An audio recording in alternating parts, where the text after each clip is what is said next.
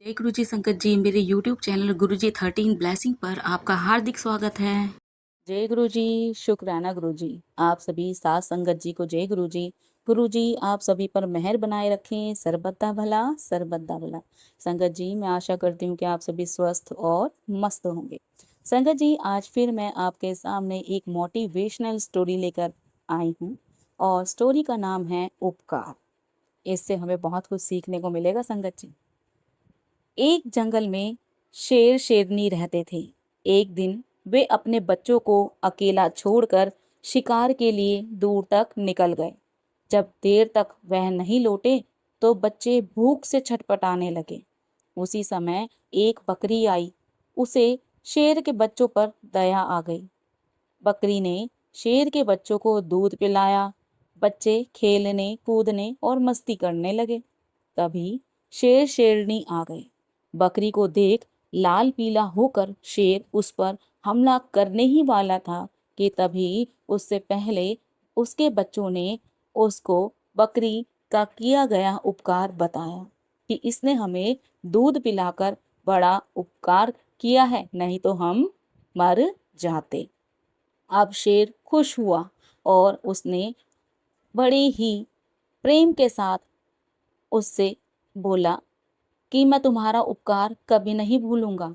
जाओ, आजादी के साथ इस जंगल में घूमो और मौज करो।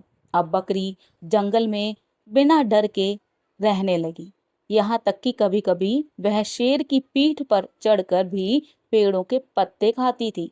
यह दृश्य देखकर चील ने सोचा कि ये कैसे संभव है। उसने बकरी से पूछा। बकरी ने पूरी घटना सुनाकर उसको बताया कि उपकार करना कितना महत्वपूर्ण होता है। अब चील के मन में भी वह भावना घर कर गई। अब चील ने सोचा कि एक प्रयोग मैं भी करके ना देखूं। चूहों के छोटे बच्चे जो कि दलदल में फंसे थे, उन्हें निकालने का प्रयास वो कर रहे थे। दलदल में फंस गए चूहों के बच्चे, निकलने का प्रयास कर रहे थे लेकिन निकल ही नहीं पा रहे थे। अब चील ने सोचा कि चलो मैं भी उपकार करके देखती हूँ।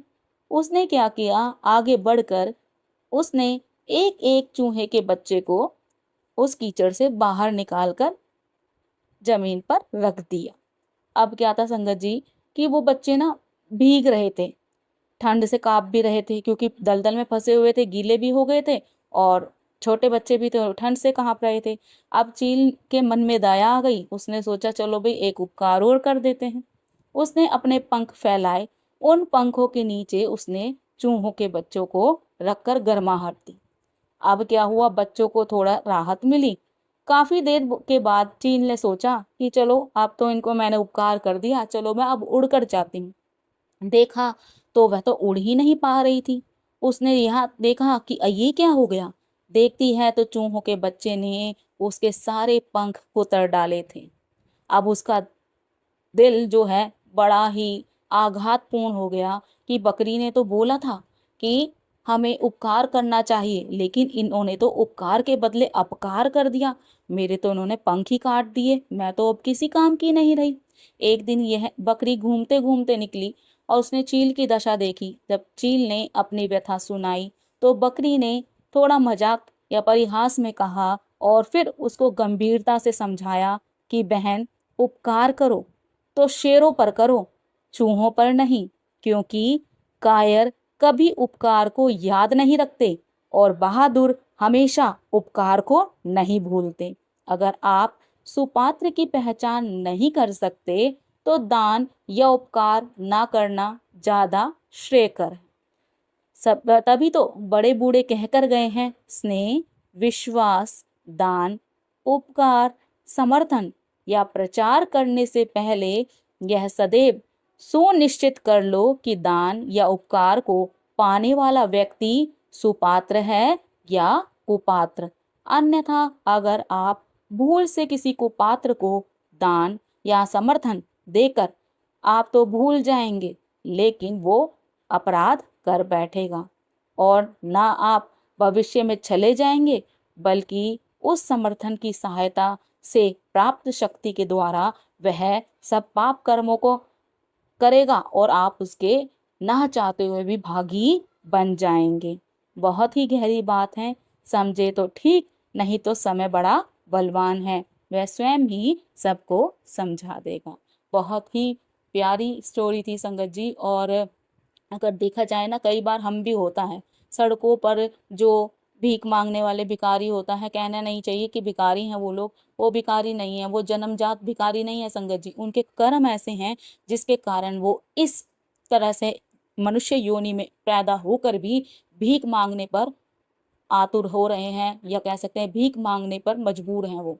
और एक वो भी हैं जो कुत्ते की योनि में, बिल्ली की योनि में, पशु की योनि में, पक्षियों की योनि में, तोता, मैना, इस तरह के पक्षी होकर, कुत्ता, बिल्ली, इस तरह के जानवर होकर जो घरों में और BMW गाड़ियों में घूमते हैं।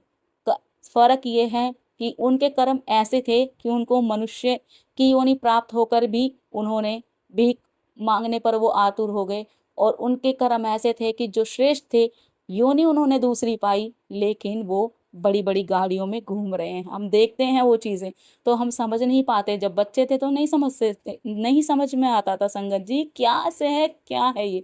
लेकिन जैसे जैसे धीरे धीरे बड़े हो गए और अब समझने लगे हैं, तो बहुत कुछ चीजें क्लियर हो गई। और अब गुरुजी से जुड़े हैं तो बहुत सारी चीजें क्लियर होती चली जा रही हैं, क्योंकि गुरुजी भी कहा करते थे कर्म करो, कर्म का ही तुम्हें फल मिलेगा।